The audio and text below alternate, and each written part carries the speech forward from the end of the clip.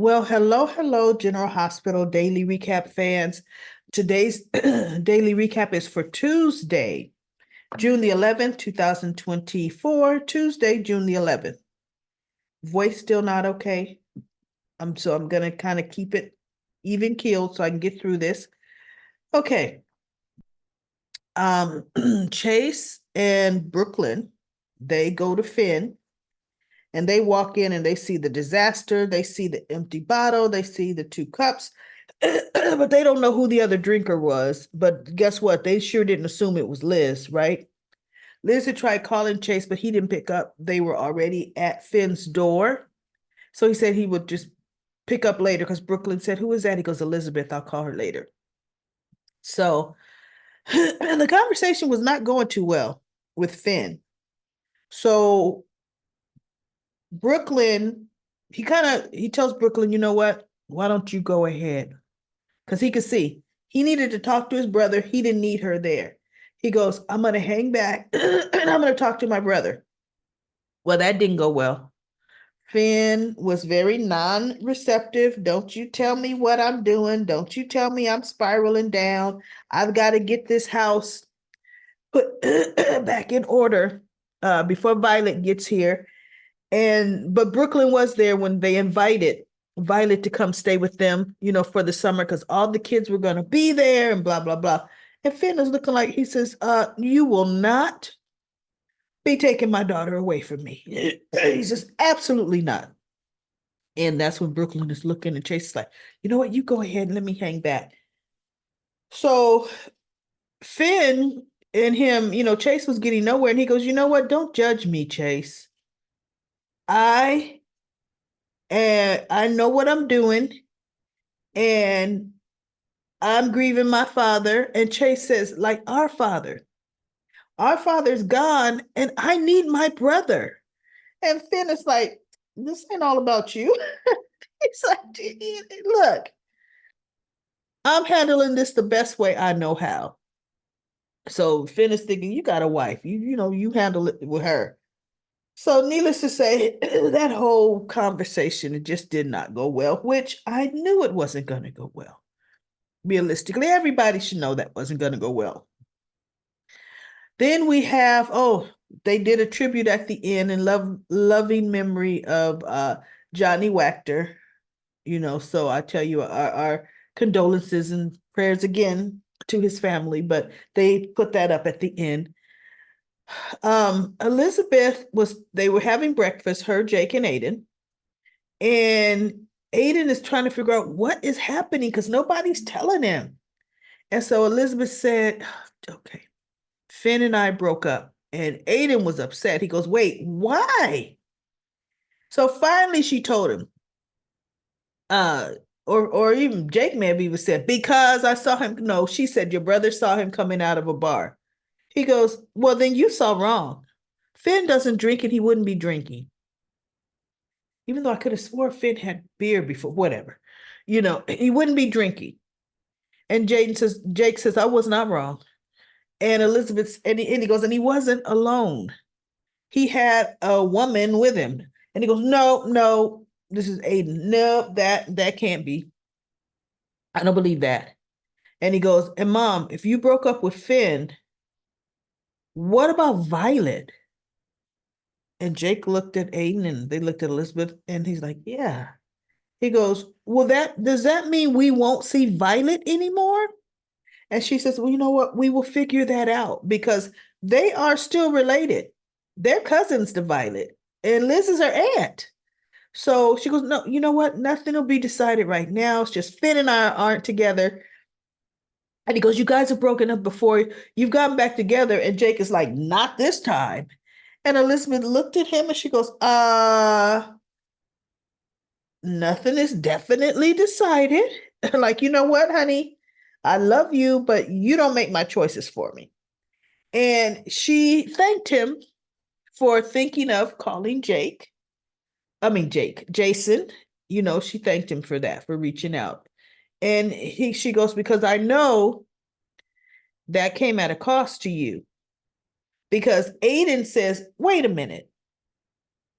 How could you see Finn coming out of a bar like that when you were supposed to be at the Cineplex? And Liz got up and she looked, she goes, yeah, wait a minute. How did that happen? And she looked at him and she says, you know what? Now is not the time to truly find out why you weren't where you said you would be. But we will get back to that. And she says, but she goes, because you telling me what you saw, I know you had to weigh against that this could get you into trouble. She says, it means a lot to me, Jake, that you know you can come and talk to me about anything, no matter what. And he says, yeah, so that was really cute. That was good. And then we spent time with Anna talking to Brennan. Brennan, and Kate, don't you all just hate the awkwardness of John Kate coming into a room? Well, what do we have here? The commissioner and a prisoner that's getting ready to go back. Oh, and she said something, well, not that I have to tell you what I'm doing here. And she looked at Brennan, she goes, what am I doing here, Jack? And he says, well, I just had a few things I needed to, discuss with you to say goodbye. Isn't it okay to say goodbye? And Kate was just like, no, you all are up to just the usual, like, get out of here. You're a farce, right? Oh, so he ends up leaving the way he always does, getting no information. And Brennan tells him, look, John Cates thinks you are the head of pikemen. And she looked at him and said, wait, what? He goes, yeah, that's what he told me. So he's actually trying to bust you. She said, and he says, and judging by how fast he got here after you arrived at my room, he's following you. And she goes, well, he could follow me all he wants. I'm hardly the head of pikemen because we know that's you. And Brennan just looked at her. And so Anna, after their little back and forth conversation, Anna says, you know what? Had I not arrested you, Jack, when I did, I'm the only one that knows you stole that money, that 10 million, and started pikemen with it. Would you have tried to have me killed? And he just looked at her. He didn't answer. Because guess what? The answer was yes. He was already trying to take Anna out, period. So, whatever. But I kind of like Brennan. So now we have Spinelli and Sam. Spinelli broke through the FBI firewalls, but he can't access any files. He needs a card. He needs Kate's card. So he's been tracking Kate's, and they found out Kate's came back to the Metro Court. And Sam goes in disguise, not too in disguise, but a little helpful, in distress damsel. Oh, she almost twist her ankle poolside. Ouch, wearing these heels by the pool, clog heels. And Kate's catches her. Oh, and she goes, oh, thank you. I don't know why I'm wearing these heels here at the pool. And she goes, ow, ow. So he picks her up and he takes her to the chair. And she goes, thank you so much. And as she's talking to him and he asks, can I get a bucket of ice and a towel? He asks for the pool attendant. I guess it's Jocelyn's day off and Gio's. But they bring ice and a towel. So he wraps it around and he goes, let me help you. And he puts it on. Now, why he hasn't, as long as he's been in Port Charles, he didn't know that Sam and Dante are a couple. Really? You're holding Jason Morgan under a gun, really, and you don't know that that's his ex-wife, the mother of his kids. I believe he does. He was seeing what Sam was going to say because she talked about her ex-husband was supposed to be dead, and now she didn't mix words, and now he just showed up out the blue, and she had mixed feelings about it, but she didn't say she was with Dante. She didn't say she was in a current relationship. And he talked about his wife was dead too. And so she kind of flirted a bit in a non-flirty way. Spinelli lifted his wallet, got the card, scanned it, and put the wallet back in time. And then Sam is, oh, okay, my leg is feeling better. She's getting ready to go. And that's actually it that happened on General Hospital today. So let's go to comment corner. Comment corner. I should be able to get through all the comments. I'm going to start from the bottom up. From the bottom up. We have Lucy. Lucy says, hello, recap lady. Thank you so much for sharing the photo of the GH cast. I love your take on it. Also, your recap tonight was great. Thank you. I'm trying to tonight. I'm keeping it short before I start to flip out with coffee, but I can get through some of this comment corner before I have to cut it short. P. Merle says, I'm sorry about Dex and Joss. I'm sorry, but Dex and Joss make me sick. They keep changing for each other. Since when can you leave the police training in the middle of the day? Nina and Drew continue to disgust me. Notice how Michael didn't say he was willing to try again with Nina. He doesn't have to. And Willow always said to him, you know what? I don't expect your feelings for whatever my feelings will be for Nina. I don't expect you to share, in them. And he just gives her the room. You do you, girl. I'm here to catch you. LOL. He'll be the one to figure out the Drew and Nina's connection. Poor Finn. No. To a Jason Liz hookup. You know what? Here's the thing. Drew and Nina aren't doing anything wrong. Let's be real. They're both unattached and they're both consenting adults. They're the ones feel like they have to sneak around. Why? I don't know. She's not getting Sonny back. Drew's not going to go back to Carly. So, right now they're just not willing to admit to each other that they actually are developing. Nah, and I'm not going to even say developing feelings. Lust. They're in lust for each other, right? And Drew, when Lena was talking to Maxie, she says, yeah, and Drew has a 6-pack. And Maxie looked at her and said, correction. Drew has a 12-pack, Nina. 12-pack. Bernice says, I'm sorry, but Jason did stay away by choice. He made a choice to choose Carly first. P. Merle says, no, he was faced with a dilemma. He knew his kids would be taken care of. And he knew Carly's kids needed their mother. He also knew how flaky Sonny was. Sonny still is. Everyone already thought he was dead. Plus, he needed to buy time because he sure can't trust the FBI and Kate. Notice they didn't threaten him with going to jail, only Carly. Whatever choice he made, fans would have ragged on him. Plus, he was faced with a dilemma.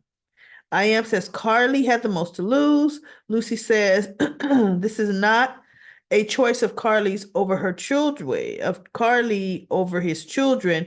It was a decision on his children would be okay with their mothers, question mark. What would happen to Donna and Avery, even though Avery is not Carly's, but Ava is always in a situation where she got to run to Carly so Carly can take care of and protect her son. And when Sonny really flips out on non-meds, Avery's going to be in jeopardy. See, they're not writing this whole thing right at all. Sonny's irrational paranoia would already be focused at Ava, period, and little Avery. They're just playing up what they want to play up and not playing up what really would be happening in Sonny's house. What would happen to Donna and Avery if Carly got locked up? Would you step up for a dear friend in need? And Joanne says, that's so true. Jacarly says, Jason would have done it for Liz, Sam, Michael, Spinelli, or Sonny. And anyone that knows him would understand that. Yeah, Jason would take up that mantle. Linda says, hot hate sex in the afternoon. Drew and Nina might as well admit they love each other. I don't think it's love yet. It's definitely lust. I think that they are the next super couple because Drew is not fighting it and neither is Nina. And Lucy says, I agree, Team Drew and Nina. Believe it or not, Nina is the only one I really like with Drew. To me, they're the only ones that have any kind of history. He did not have it with Carly, not at all. Okay. And Catherine says, you didn't mention the funniest line of the year. Tracy said the Q Manor was where all the neglected children of Port Charles come to stay. That was funny. Lisa says, LOL, that is funny. Sounds like Tracy too. And Richard said, facts. Brenda says, get a room, talking about Drew and Nina. Barb expected Finn to defend her. She's a barfly. Expecting Finn to fight up against his girlfriend. I know. Lisa or Lucy says Finn seemed to be in a semi-alcoholic blackout. Nothing worse than after a night of boozing up, you wake up with somewhere with a stranger and say, what the heck did I do? Yeah, I know. Well, I don't know that, but yeah, I know what you mean. Uh TR well, you know what I mean. TRDRES, you are almost like treasure to treasure. I think the actress playing Barb was a good barfly. Lucy says yes.